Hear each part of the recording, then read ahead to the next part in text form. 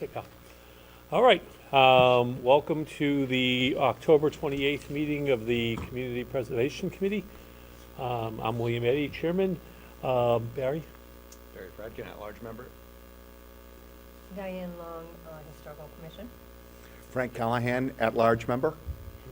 Lindsay Nystrom, Conservation Commission. Eric Stratton, Parks and Recreation. And with us tonight, as always, are our two wonderful members of the city family. Paul, you want to tell everybody who you are? Paul Morano with Special Projects Division. And Jack. And Jacqueline Burmeister, Community Preservation Manager. Thank you, folks. In your packet are minutes from the September 16th meeting. Any discussion, thoughts, edits, praise?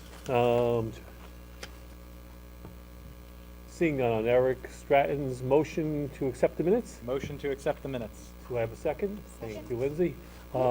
Seeing discussion, hearing none, all those in favor say aye. Aye. The ayes have it. Next up is the Community Preservation Program update, which is in our packets, folks. Jacqueline?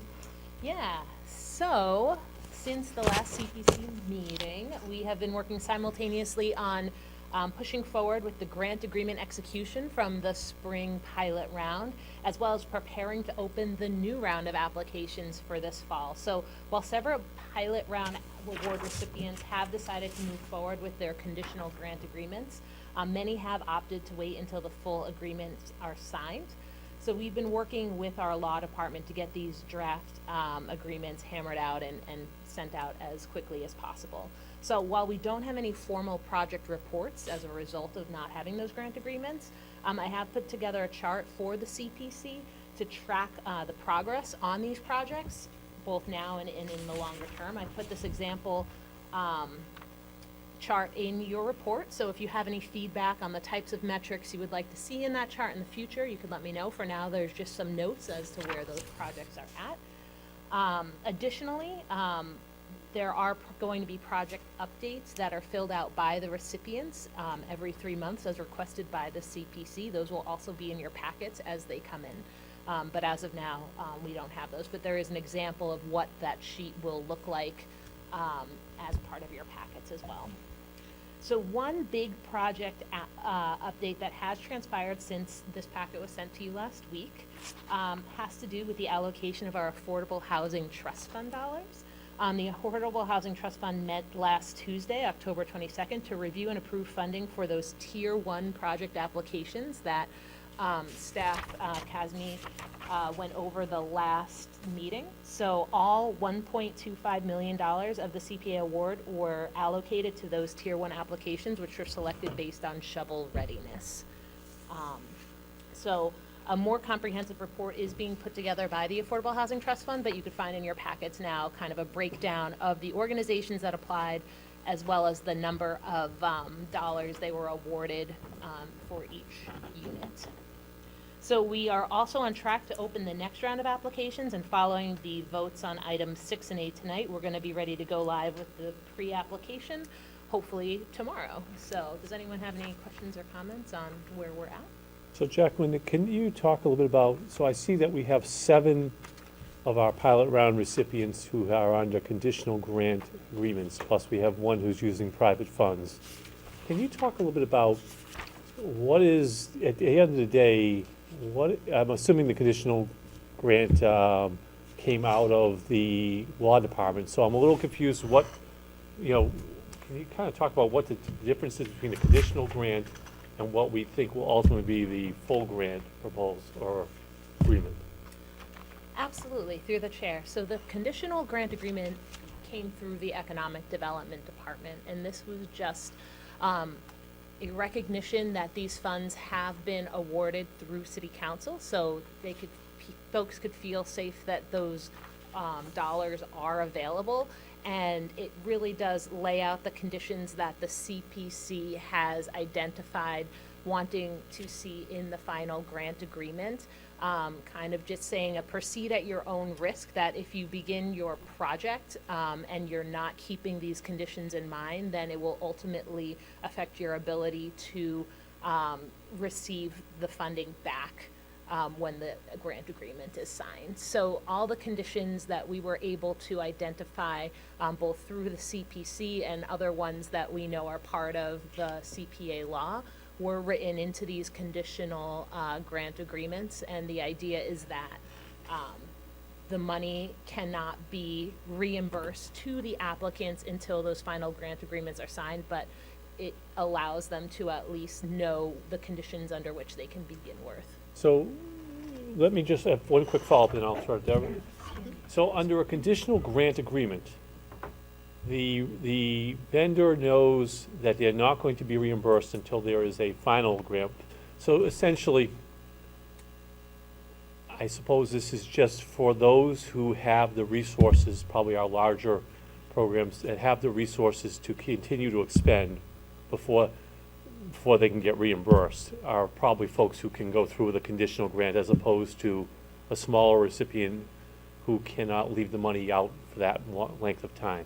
Am I missing something? Through the chair, that's correct. It identifies the conditions under which they can begin work, recognizing that they will not be able to be reimbursed for that work until at least the grant agreement is signed. But understanding that these are reimbursement grants to begin with, a lot of organizations that did have that upfront money are ready to spend that money and are willing to wait a little bit longer to get that reimbursement.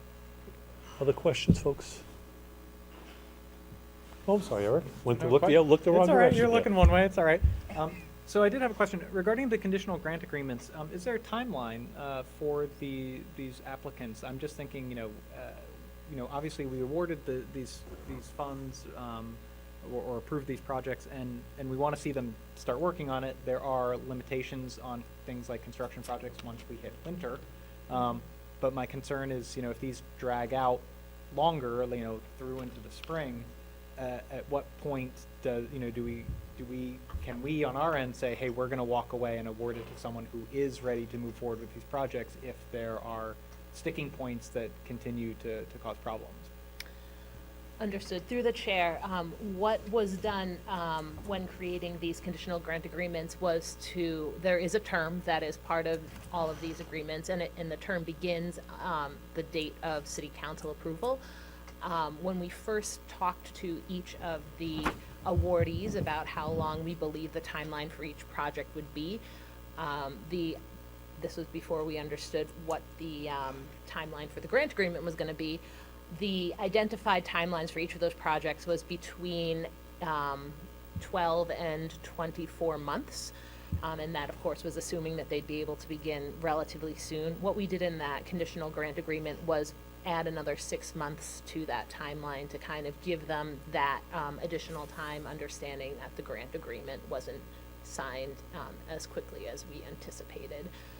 However, at the end of the day, if more time is needed, there is the ability for them to request an additional extension through the Community Preservation Committee. So just to clarify, is that 6 months from the date of the city council's approval that the expectation is they will have accepted the grant and that is finalized? Or is that, I just want to make sure, is it 6 months or is it then 30 months, thinking that 12 to 24 that you mentioned? I just want to make sure I'm understanding. An additional 6 months on top of whatever the timeline was that they originally gave. So if they thought the project would be completed in 12 months, they now have 18 months from the date of the city council approval to complete that project. Okay, so I guess part of what I'm looking at is not necessarily the project completion, but for the ones that have conditional, they've begun under a conditional grant agreement when the grant is fully executed, if that makes sense, so that, it's not conditional, that, we actually have an agreement in place with them. Does that make sense? I can jump.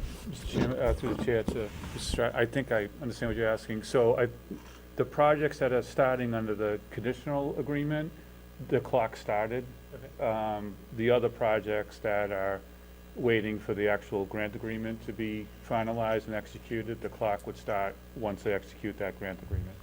Is that what you're asking?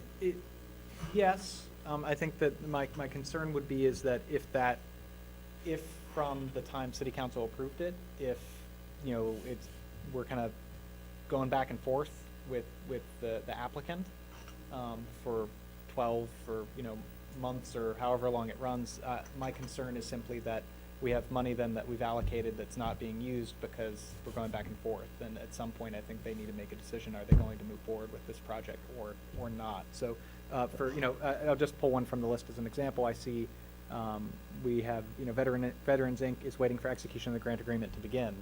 So at that point, if I understand you correctly, the clock has not started for them, and my concern is, at what point do we start that clock? Because now we're ticking away time where they could be getting things ready or starting to move, and soon enough it'll be winter, and then we're stuck waiting six additional months or whatever for the weather to improve. Through the chair to Mr. It's a really good question. I would like to try to be, and ask the committee to be as flexible as possible, because Jacqueline's doing everything she can to try to get these grant agreements done through the law department, and I know the law department's doing everything they can to get them done. I don't think it's the recipients that are causing any delay. Most of them are calling Jacqueline, trying to say, where is it? We want to get going. So if there is hopefully the grant agreements are drafted quickly, but if there is a continued delay, I think we may have to be flexible, because I don't think it's the funding recipient that's delaying anything. I think it's more them waiting for the grant agreement to be done. No, and I appreciate that. And just to be clear, I'm no critique to you on the work that you are doing. I simply want to make sure that this is not something that's sort of getting strung out to the point where, we're waiting years for a project to begin that was initially awarded in our first cycle. No, the woman on my right won't let that happen, trust me. Isn't it also safe to say that once we get, the grant agreements out of the law department, this is then gonna be just a formality each year? This is a one-time, kind of one-off Yeah. until they get this kind of straight. And so my follow-up question then would be is if the delay in the process is with regards to the law department, is this something where we could potentially allocate some of our administrative funds to outsource some of this work to expedite the process and get maybe a template or a guide, something to assist our in-house law department to make this a smoother, easier process? Maybe relying on groups that maybe have more experience with these particular types of agreements. Through the chair, understood, and that's an idea that has come up in other communities. In this particular case, because it's the first round, the law department does want to clear all of them, but once that initial language is there and those templates are there, the thought is that it will be a much quicker process to kind of cut and paste in the future for the next rounds. Mhm. Okay, and my last question, and then I'll stop, is just in your discussions with the law department, do we have a rough idea of how long they think that these, when they think they will have the rest of these completed or executed? Do they have an estimated timeline for that?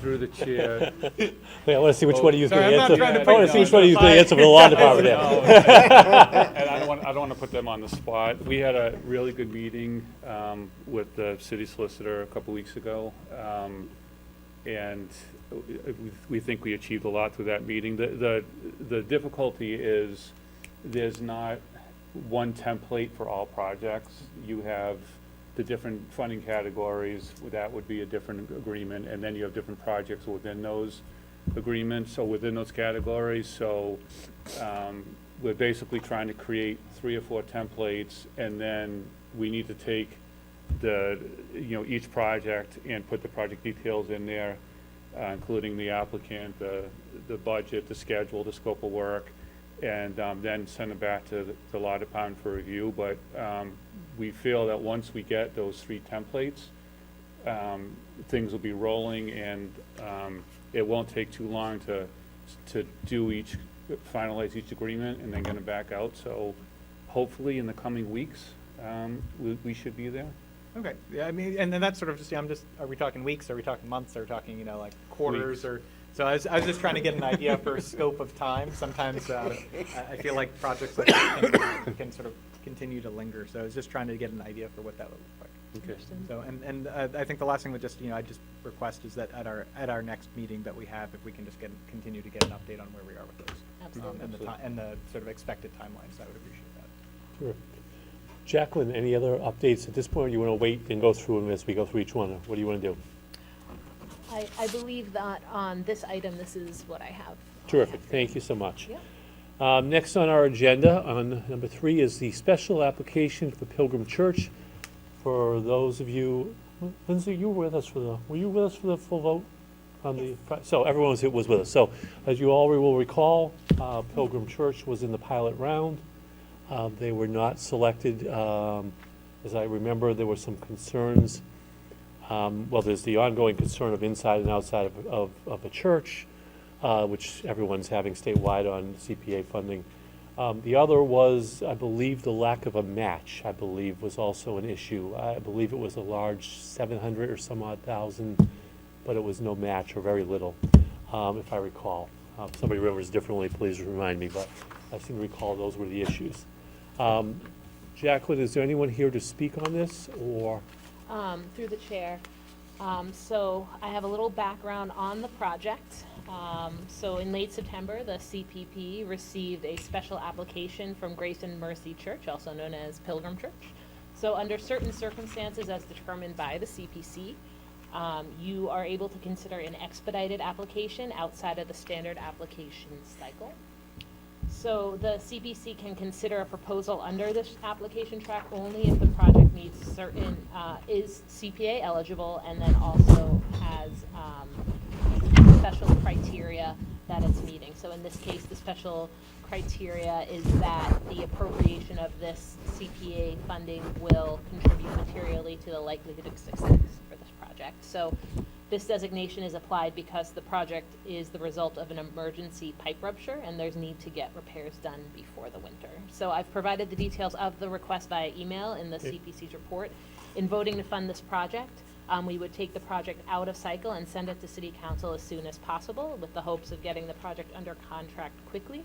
After some follow-up questions, the total amount to be voted on to support this project would be $64,666.03, and that's excluding the items that are not eligible for CPA funding. So I am happy to answer any questions. Two quick questions, clarifying questions. One, is the 64,000 the entire amount? Is there any match from the proposal, or is that, are they looking for 100% of this to come from the CPC? And the other is, while you're looking, was this also part of the first request? So through the chair, in response to your second question first, this is a new project. This is So, on top of the 700,000. Wow. so this is the result of an emergency, this is an emergency repair as a result of a ruptured pipe. I couldn't find a match. I was looking. Yes. So there is an email, I did ask about the matching funds. There is an email in your packet. So the response was from the pastor. He said that at this time, we do not have any confirmed private or public funds committed to the repair. However, we are expecting to receive some funding from an insurance claim to assist with a portion of the repairs. In addition, we're preparing to apply for a matching preservation grant recently shared by Michelle Johnstone to help support the remaining work. Thank you. Any thoughts from members? I guess on my end, one of my questions, you know, they're seeking the funds for an emergency pipe repair, but it sounds like they have an insurance claim out, so it's unclear to me what the insurance is covering or isn't covering for this, and why they aren't covering the cost of the repair of the pipe and the mold remediation. Thinking towards like if I had a pipe burst in my home, typically all of that, you know, minus maybe a deductible. So it's just unclear to me of what the insurances are covering. I think we may need some additional information in order to really. I thought there was somewhere in there something about, there was concern about whether insurance was going to cover because of deferred maintenance. Did I read that right? Okay. What's Deferred the, maintenance, you didn't do the work to take care of it. Did I just make that up? I thought I read It was on the that. second page of the letter, the initial. Okay, that's why. Thank you. I thought I saw it in there somewhere. Thank you. Frank. I've thought about this, having read this yesterday, and I want to support it not so much because of the parish and the viability of the parish, but to protect the building. My fear is about what the city of Worcester went through in the last decade or so, where we lost two beautiful churches that were in very, very poor condition, and the agony that the parishioners went through losing their home parish and everything else like that. So even though I think it's not a great project, I just think we have to support it in order to protect that church. Okay. Anyone else want to speak on this? I agree with Brian. So Diane, then Barry. I'm sorry, did you want to go with it? Okay. No, I just agree Okay, Barry? emphatically. I guess my only other concern is just whether there is other deferred maintenance, and if they've done an evaluation of their other pipes to see whether there's additional pipes that could be prone to bursting if we fix this one problem and then another one pops up, and then they might need to come back again. So. Yeah, I recall that when we read the application the first time, aside from the obvious church issues, it felt like we were going down a rabbit hole, that it looked like there was a long wish list for this property. And so I sense, and I have no problem supporting what you're saying and voting for it, but I sense that you fund this, what's next? I worry that this building has so much structural need Right. that we couldn't possibly fix the whole darn thing. True. But how, Lindsay, anything? I mean, I would echo the concerns about other potential issues of deferred maintenance, and that this is, something that we are going to continue seeing with, not just necessarily with this particular project, but with other potential properties. So again, it's a question of the viability. I do think it's a beautiful building, and I do think that there are some concerns about funding any sort of projects that are taking place inside the church structures. So I think that there are concerns there too. But otherwise, I think that, this is a relatively low ask. So it may be that, if we can maybe stop, help preserve the building, then maybe they can find a way to help support this in the future. My thought was that maybe this is a little bit of a stopgap solution, and that eventually maybe the church will be repurposed. I think about Shari Torah at the bottom of Providence Street has been turned into condominiums, so they were able to save that building. The Chestnut Congregational Church, which is next door to the auditorium, is now host to a group of social service agencies, and that building is still in good condition. So possibly this can save that building until a solution can be found. Jacqueline, can you give us the exact amount again? Through the chair, the amount identified in the quote was down? $64,666.03, and Did this you write that down? was It's your the motion. total cost Did you write that of down? the It's your motion. It's a motion? quote It's your motion, but less you need a the dollar amount. amount was Can you repeat not that dollar amount eligible. again, Jacqueline? I'm sorry. Yep, it's $64,666.03. Okay. Motion Gee, to gee. appropriate 64,000 and $64,666. $660.03. $6.03, I believe. Motion is on the floor to recommend, we don't appropriate, to recommend to the city council $64,666.03. Do I have a second? A second. Motion's on the floor, discussion. Seeing no, Through the chair, Anthony, committee member Anthony Delara is here as well. terrific. Welcome, Anthony. And since this is a monetary motion, we will do roll call on this one. I don't see any other discussion. All those in favor? Hey, could you ask Anthony how he wants to vote? He raised his hand, yes. Oh, terrific. Unanimous. Jacqueline, you'll send the recommendation to the city council for their consideration. Okay. Thank you so much. Next up is the CPA scoring rubric. Now, this is really a two-part discussion. For today, and I know I'm gonna call on Jacqueline in a second, we're gonna talk about, the actual scoring of this, whether, 0 to 5. The intention in December, because there was such variances, and there's no problem with there being variances of opinion, but I think in December, we're gonna just kind of talk through a little bit about how we're all interpreting each category is. And make sure that whether we end up scoring with great variance among the committee, great. But at least we should all be on the same page of what we think each of the categories means, so that we can, justify our scoring. Does that work for folks? Jacqueline, do you want to talk a little bit about what we're doing here today? Sure, through the chair. So the scoring rubric plays a large part in the ranking and selection of projects. Several folks, both CPC members and the applicants, had comments on the scoring rubric that were included as part of the pilot round, and it was therefore added to the agenda for review and discussion. So in particular, there were 2 pieces of feedback that came up.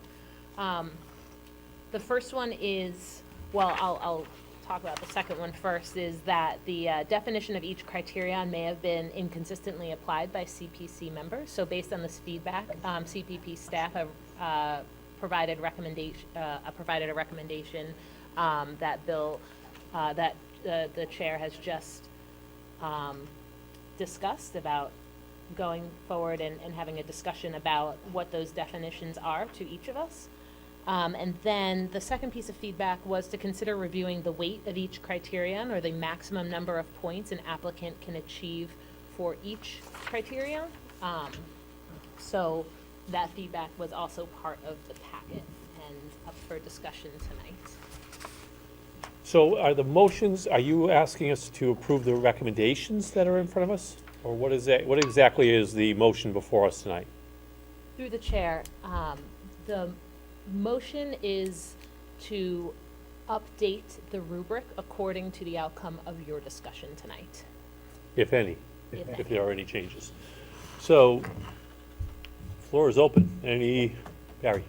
Yeah, I had a couple of quick thoughts. I think for me, the criteria I on the compatibility between CPA funding categories, that to me was more of a bonus point type of criteria. I'd say maybe make it just a 0 or 1. And then I think a couple of the others that maybe stuck out to me were the community priorities and the preservation plan category goals. I could see maybe reducing those to a 0 to 3 range. So rather than 0, 1, 3, 5, go 0, 1, 2, 3. Or even combining a couple of them so that they're not all separate. I found it a little bit confusing because some overlap, and I kept having to go back over and over again, read through it and keep trying to say to myself, okay, how does this differ from that one? And I found that a little bit confusing. I think if we could combine some of these and reduce the number of items we're actually scoring would be helpful. Yeah, for me, I thought, community benefits is a pretty simple one. Community priorities, very subjective. And the preservation plan category goals was kind of a gimme. You either met or didn't. Yeah, so Barry, what's your recommendation? You're looking for on the compatibility between CPA funding categories, that's like an add-on for a 1 or a 0? That's what I was thinking, yeah. And what's your recommendation on the preservation plan category goals? Are you looking to delete that category? I think I was just suggesting to reduce the value of the score. So I think Jacqueline had written up in the recommendations, maybe looking at a smaller range or a lower value for the highest scoring in that category. So instead of scoring a 5 for the excellent, then it might be reduced to a 3. I mean, I agree, because I've always, when I was going through this, I always thought the first 5, A through E, really were the main kind of, you either met it or you didn't. And then the rest was you're kind of filling in at the end here.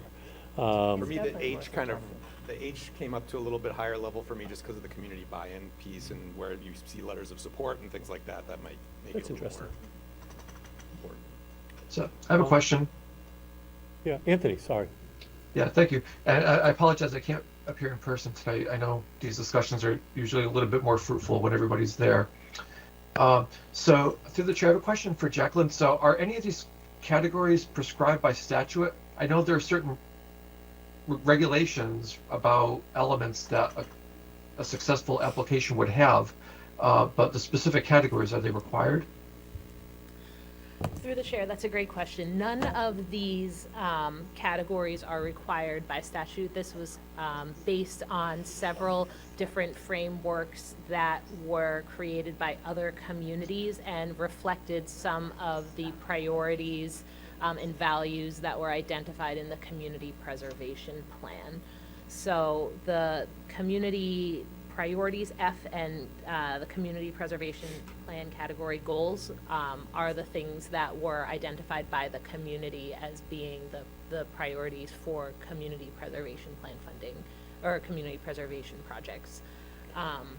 And will be the items that will be reviewed in the annual community preservation plan review cycle. Okay, so based on that, I think I would echo what at least one or two of my fellow board members have suggested regarding perhaps consolidating some of these elements, because my concern is that certain categories might overrepresent or underrepresent different criteria, and that's always a challenge when you have a rubric based on numerical scoring.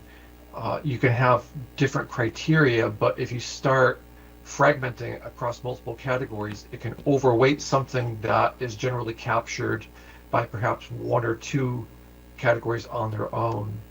And likewise, I would call attention to category C, which asks about applicant experience, which of course has some value, but at the same time, would this process potentially penalize an applicant who has no experience through no fault of their own, simply because they're new to such a thing? And if we're providing equal weight to this particular category as we would to, say, matching funding, then there might be an element of unfairness to that. So, other discussion? So folks, I would suggest, I think the first 5 categories, project preparedness, you gotta keep in mind this is taxpayer dollars. Project preparedness, match funding, which extends our funding. Applicant experience, so that taxpayers are gonna actually see something get done. The long-term sustainability and the community benefit are our 5 main categories, and maybe sticking with 5 points there. And if we're gonna follow Barry's suggestion, which I think is a good one, on I, we go to basically a 0 to 1 range. So then the question would be, do we want to combine F and G, or do we just want to drop all of them down to 3 points, F, G, and H, and make them a lesser categories? Do folks have opinions, thoughts, either by consolidating or putting the weight down a little bit to 0 to 3? What are people's thoughts? I sort of feel like F and H collapse better together than G. I sort of feel like G maybe should be kept out separately. Just sort of, and again, this may be somewhat subjective just in terms of my reading, and when we read through the priorities and sort of all the work that was done in preparation for our review, I think that F and H could potentially collapse together better than F and G. That's just sort of my reading of them. And do you want to go with, if we collapsed F and H, would you be suggesting they be a 0 to 5 or a 0 to 3? I mean, personally, I probably drove Jackie crazy on my initial ranking, because I think I tend to like the 0 to 5 still, and I think that has more to do that I'm probably that person throwing decimals in there. And I'm sorry, Jackie. Yeah, please tell me he didn't put decimals. Please tell me he did. It might have been like a 0.5 in there, like it was halfway between, or it's somewhere. I do think that continuing to, I think, look at this in such a way that we can try and be try and make sure that we're reviewing this in the same way, that when we're reading it and we're interpreting it, that we're grading it on the same scale. It is really important. I just want to be careful about collapsing down, especially for these latter ones when we start talking about community priorities or the community buy-in. I do think those are important aspects. Again, when we think about that these are taxpayer dollars, as you mentioned, that the feedback that we had in terms of what does the community want to prioritize with these funds, I think that those should hold the same weight as these other items. Okay. Do folks feel comfortable with combining F and H and keeping it 0 to 5? So that's terrific. So the only questions left are on What are we doing with G? Are we keeping G as a separate, and if we are, is it a 5-point category? Folks have any opinions on this? If you wanted to go 0 to 3 on it, I'd be fine with that. So, seeing no other, I would agree. So, I so, think that would- so Jacqueline, I think what we're looking for at this point, we'll do a vote in a second, is that A through E would be 5-point questions, F and H would collapse together into one 5-point question, and So, G. I- Oh, okay, just wait, we can explain it, I'm and then sorry I'll to call you one interrupt. second. G would become a 0 to 3 question, and I would become a 0 or 1 question, Barry, that's right? Anthony, I'm sorry. No worries.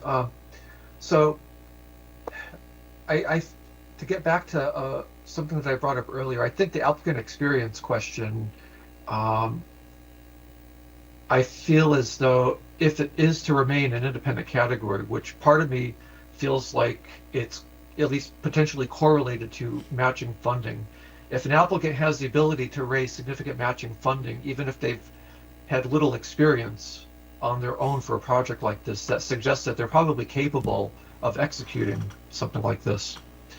But that said, if it is seen as a distinct category, is it necessary to keep it at a 5-point scale? Is it something that might be eligible for maybe a 3-point scale? If you want to make a motion on that, you can. I mean, it's up to you. I believe it should maintain a 5, but that's just my opinion. So it's really whatever, I'm looking for consensus among the membership here. If I were going to change the applicant experience numbers, I mean, I would either keep it 1 to 5 because it's in that group that's prioritized here, or it would either be yay or nay, 1 or 0 or 1 or 1 or 2. So you get a 1 or a 5? Is that what you're suggesting? No, I mean, to make that category not quite as important as the others, because there are going to be new applicants that aren't going to have experience. It doesn't mean that they can't get their project done, but they're just not experienced. So should we just say either they do or they don't have experience? I think you can make whatever case you want to make on that. Yeah, I mean, look, I'm a big believer that, especially in our early rounds, it's important that we fund projects that are viable. Right. And that are going, I mean, Eric just spent some time talking about how long we're going to give folks to get a job done. I worry in the opening rounds about projects sitting out there, waiting and waiting because they don't know what they're doing. Right. And if it was my dollars, I might say, okay, but we're using tax dollars from a ballot question. Yep, absolutely. And so, for me, yes, I grant you that some of these are gimme 5s. If you're a big, a Worcester Art Museum, and I get that. But we also know, even on a conditional grant, that the Worcester Art Museum is going to get the actual project done. And so it's a balance. I think we may look at things differently in year 6 than we look at things differently in year 1 and 2, Hopefully. hopefully. Yes. I'd say I'd support your idea, Diane, but maybe with a 0.3 or a 0.5, because I think taking it down to 0.1 gives it too little importance maybe for me. Right. Yeah, and I understand the idea of ensuring that these early projects are achievable, but I think mid to long term, that necessity is not quite as apparent as it is in the earlier stages of this commission.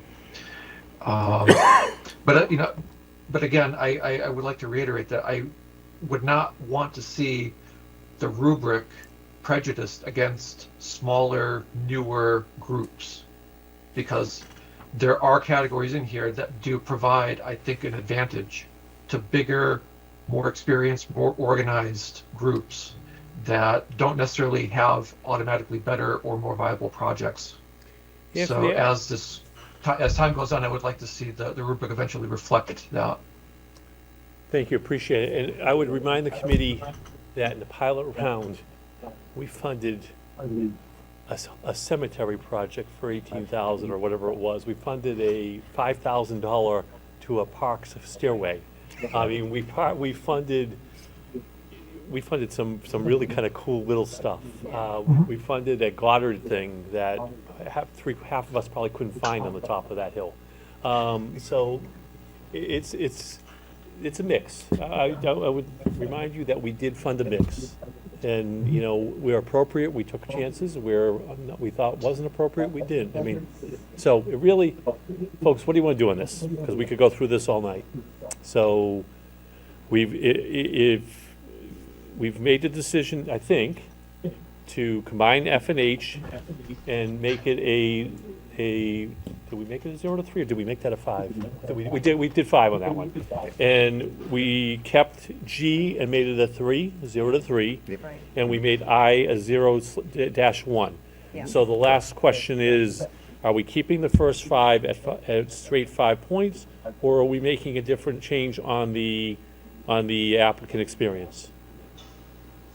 I think maybe when we look at this, rather than simply saying applicant experience, do we maybe want to, change the phrasing there so that we're looking not so much just at the applicant experience, but applicant experience and, whether they look like they will have the ability to carry out the project. Because they may not necessarily have a ton of experience, but as Anthony mentioned, they may demonstrate that, yeah, they look like they should be able to carry this type of project out. How about applicant experience and viability, That sounds good to me. project viability?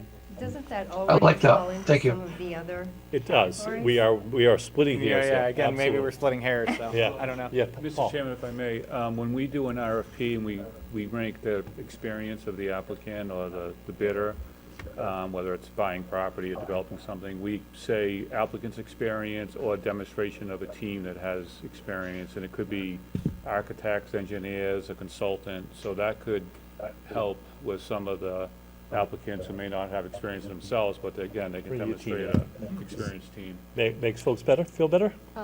Through the chair, yes, and that language is in the community preservation plan as it stands. One thing I wanted to keep in mind was that many of these categories are described already in the community preservation plan, and that is one of the main documents that we encourage folks to use as they're writing their applications. And so just remembering that that will be the document that people will be referencing when they're writing their application, and we recommend perhaps not changing substantially the content of the rubric, just so as to not cause confusion amongst the applicants. So experience, demonstrated knowledge of the team. Everyone's good? So the motion before us would be to adopt the scoring rubric as amended in group discussion. Jacqueline, you got everything we did? Through the chair, I will go through the noted changes here. For items A through E, we will be keeping those at 5 points. For item C, we will be highlighting that applicant experience can be extended toward project management teams. There will be a combination of item F and H, still at 5 points.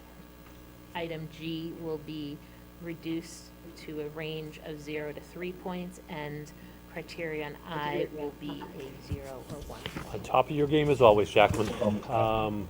So the motion before us is to adopt as, I think we actually need a motion. Somebody make a motion to do that? So moved. And do I have a second? Thank you, Diane. Further discussion? Seeing none, all is in favor? Aye. Aye. All right, terrific. Moving on to our last item on our agenda is a discussion of the timeline and also the fall application. And as part of that, we need to come up with a dollar amount. And just let me get out that, and then I promise I'll go to No, you. Actually, I'm going to go Jacqueline first, if it's okay. I have a follow-up before we adjourn, that's all. Oh, sure, no problem. I'm informed that the city has somewhere around 7, somewhere in that range.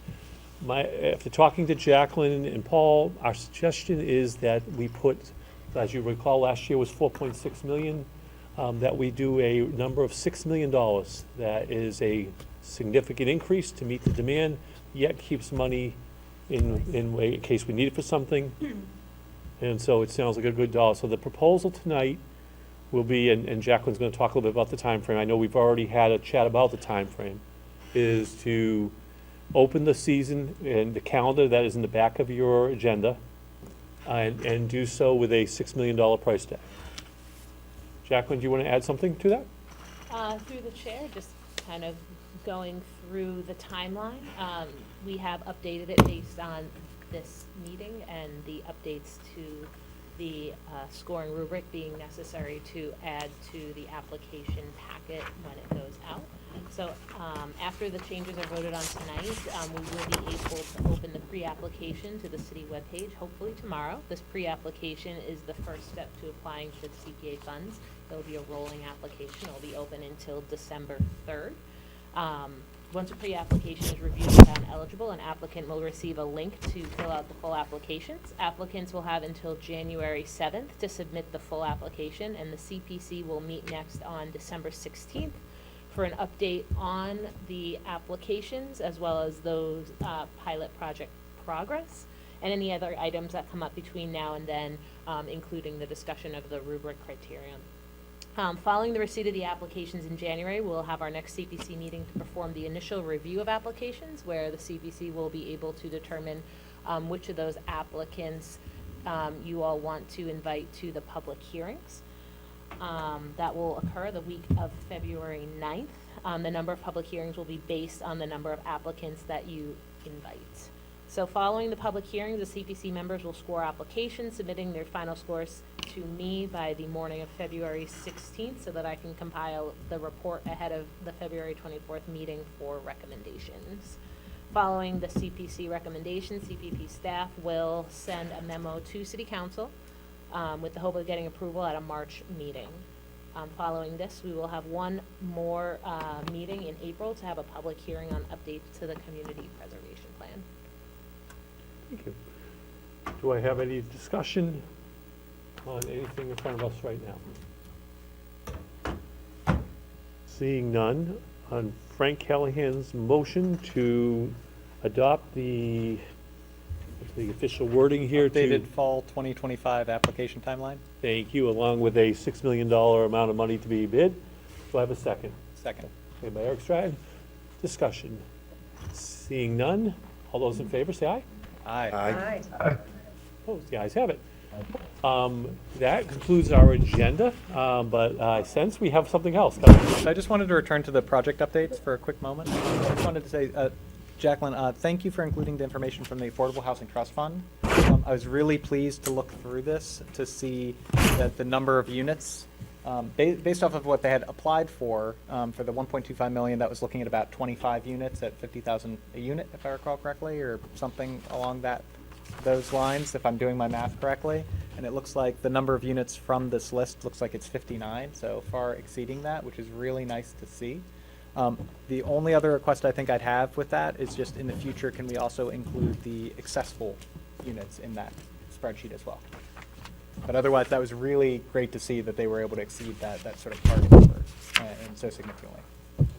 Jim, can I ask you, if you don't mind, this is actually the first time I saw this. I wasn't aware of the allocations the trust fund made, and I just want to kind of just talk about the impact that this committee's making. I'm not sure if you remember, but the meeting we had months ago when representatives of the city's housing division came to speak in front of the committee, the question was asked about the whole process the city undertakes to dispose of tax title property, and we talked about how we started to put in requirements for home ownership, first-time home buyers, affordable housing. I just want to go over this list of projects that just received the funding through the trust fund, which was funded through the CPA.